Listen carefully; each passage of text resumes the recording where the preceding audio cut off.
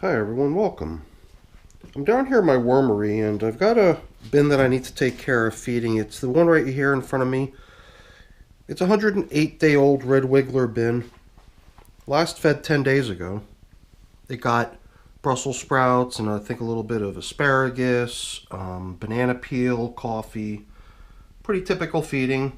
But after 10 days, I'm guessing a good portion of that is going to be gone. There might be a little bit of like banana peel left over or something, but I'm not counting on finding a lot of leftovers. So I was just going to get this thing up on the bench and feed it.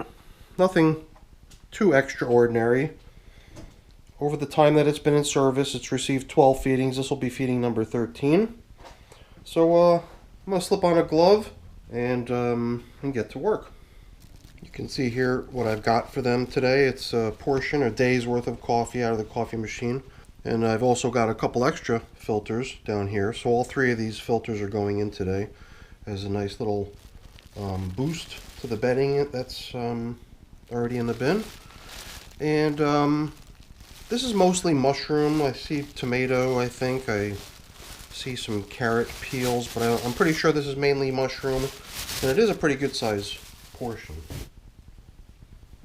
I don't know the reason, for whatever reason. This is just sitting here on top. I got this funny feeling that this came over from some other system for some other reason. Not sure where. Actually, you know what? I think it was covering a batch of castings that I had just sitting in a bus box in one of these tubs. And I was moving this stuff over into a bucket, so that piece of paper that was just sitting there as sort of a top cover no longer had a job, so I threw it on top of this container. So we could always make use of that, or it could just stay around for a future use. You can even see I put this fancy cinched in fold onto my plastic covering to reduce its area, and it did leave a pretty good gap around the edges, almost an inch in all directions. Now this is what I like to see. I like to see a little welcoming party when I come into my bins. This little guy's like sneaking right down through a little tear in the paper. These guys need to make a run for the edge. Some of these worms that I see in my bins sometimes, you know, like this guy's got that little yellow tip on its tail. I guess this guy sort of appears to. But the other one, I don't really see many, if any, signs of that yellowing. Pretty fast moving worm too. Starts making me wonder if some of the worms I'm seeing in my bins are kind of rogue worms that made their way out of my mixed bin.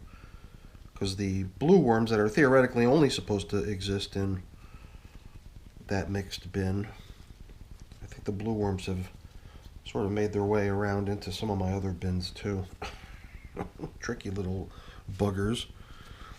Every time I handle this paper, I can remember I think I remember mentioning it in previous videos, how it was remarkable how it's holding up and how it would probably just end up becoming bedding at some point in the near future. But if it continues to hold up the way it has, it's going to just keep doing what it has been doing in the past, which is creating a nice little top covering, a place for the moisture that collects on the plastic to drop down onto and give the worms a little place to hang out where there's a lot of moisture. And even here under these pieces of paper, good amount of moisture too. I think I see a cocoon over here, really dark in color. Sometimes on this dark stuff it's a little bit easier to see the cocoons because the lighter material helps the cocoons blend in pretty good.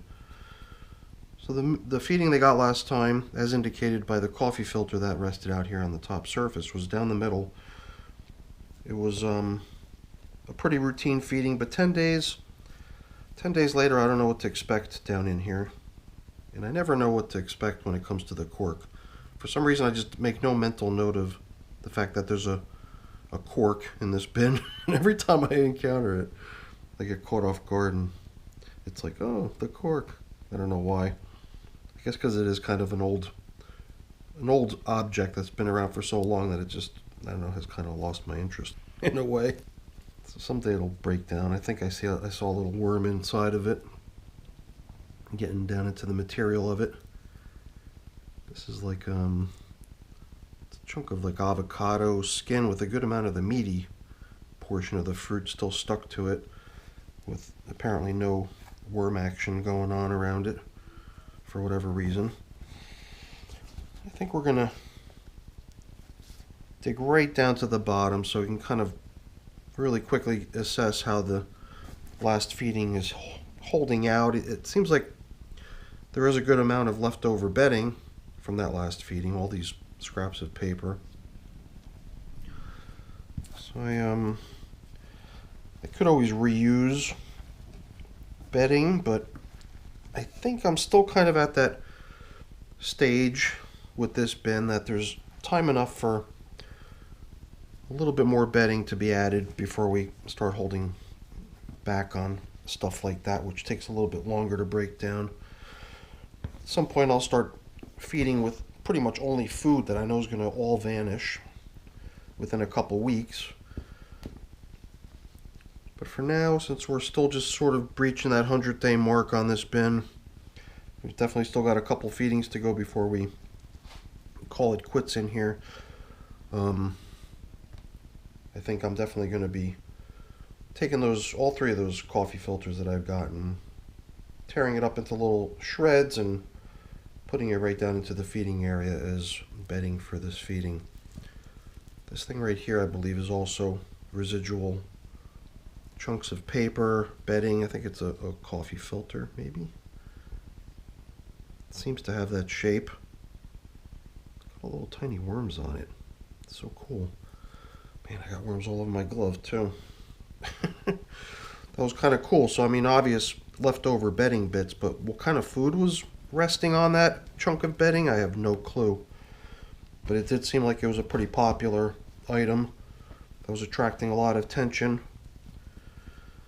Maybe it was the banana peel. It seems like, after 10 days, that might still have some residual leftover bits. But all those little Brussels sprout leaves, and those couple chunks of asparagus I saw that were part of that last feeding, all those things I would imagine are totally history by now. Little bits of bedding here and there. Some of them are actually a little bit large. We're just going to help them all blend in, so we can make room for even more bedding. But at some point soon, we will have to just sort of, withhold the addition of more bedding in this system and, give the worms a chance to actually break all of it down. But for now, definitely getting bedding. We'll start here with one of the filters off the bottom, dealing off the bottom of the deck. I guess we can maybe even not go too crazy ripping them to shreds, because even if we lay them right down like that, they're going to get shredded by the worms. So I don't think we have to worry about helping in that process. I guess I'll dump in about half or so. Then we'll sort of layer in the foods. To me, it just seems like if I layer the coffee in and mix it in with other stuff, like all these scrumptious bits of veggie and whatnot, it just can't miss as far as getting the attention it needs from the worms to get broken down. Sometimes if you put a whole filter in there with all the coffee in it, just a big lump of coffee like this big as your fist, that thing could sit there for weeks before any worms will get into the inner layers of it.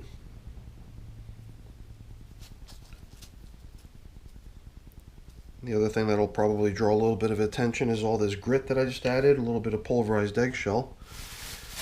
Let's not forget, we've got yet another couple filters here that we need to get rid of.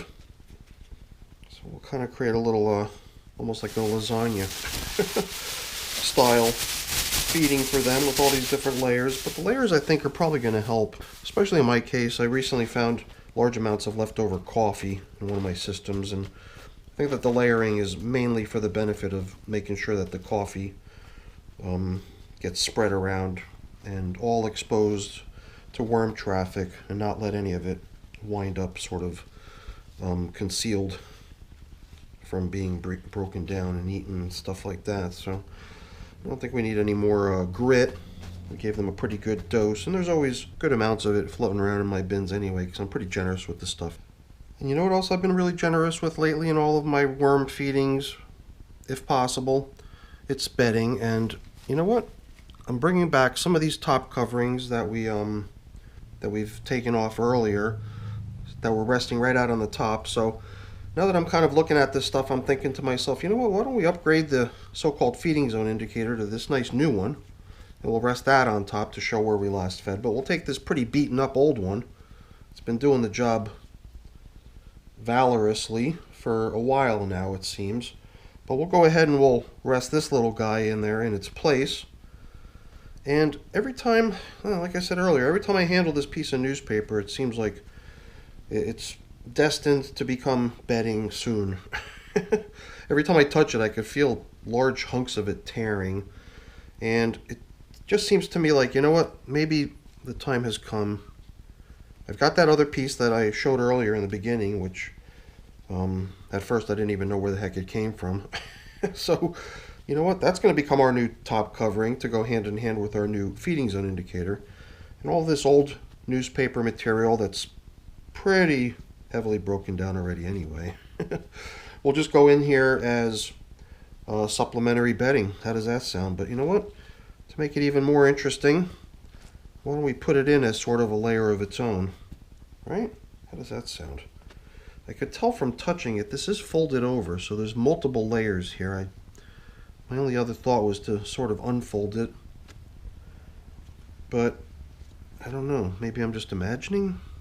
There's definitely multiple layers here, I can tell. But I have no idea how I'd be able to separate it. I'm sure if I hacked away at it for a while I'd figure it out, but you know what? It's not that interesting. The worms will figure it out.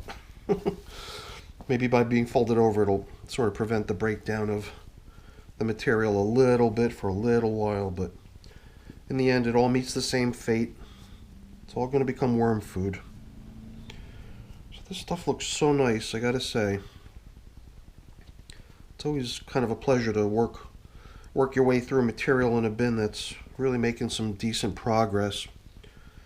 And I think this bin's doing pretty good for being in that 100 or so day age range. You know, at feeding number 13 here, I am sort of approaching a threshold that I've been using as sort of like a little indicator to myself that it might be time to move the bin on to its next stage or its next phase or life cycle, whatever you want to refer to it as, because you know what we're doing here is what I consider your everyday composting of your kitchen scraps and household waste, getting rid of your scrap newspaper and napkins and paper towels and coffee filters and whatever, corks.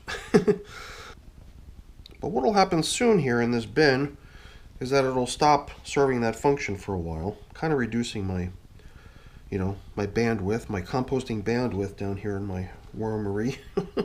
When I switch to this so-called foraging phase where they're not getting any nice fresh feedings like what they got here today, they're going to be required to just turn their attention to all the scraps of stuff that's already in the material.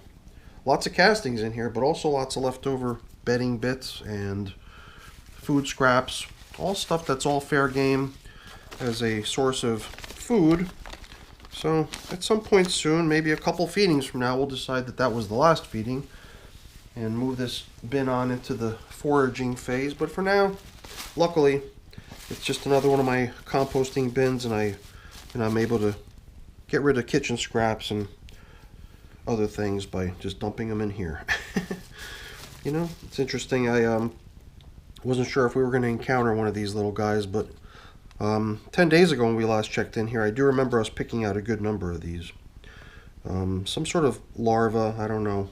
There was a theory that it might turn into a moth. Some people said it's just a grub. I don't know. I'm not sure what it is, but every time I spot one of them, I'm pulling it out. And like I said, I did sort of expect to find a good number of them in here. Oh, here's another one. I guess they do favor this plastic for whatever reason. Maybe I should do a quick check to see if I can spot any more. But luckily that's all there were. It also seems like some fruit flies or whatever these little guys are starting to enjoy the plastic too. Maybe my little fancy folding method here has to be eliminated. It seems to be causing issues. Alright, whatever. So at day 108, we're done with my red wiggler bin, giving it its 13th feeding. And, you know, it's a pretty good size feeding. I'm sure we can go another 10 days easy, and these worms should be okay. But, you know, like I said earlier, even if all the food that we gave them were depleted, all the other stuff in the bin should serve as good nutritional food source for them for weeks and weeks and weeks beyond that. So that's the nice thing about worms. Very easy to care for. You could totally forget about them for an entire month and they'd be fine. So that's it for the video. Hopefully you enjoyed it.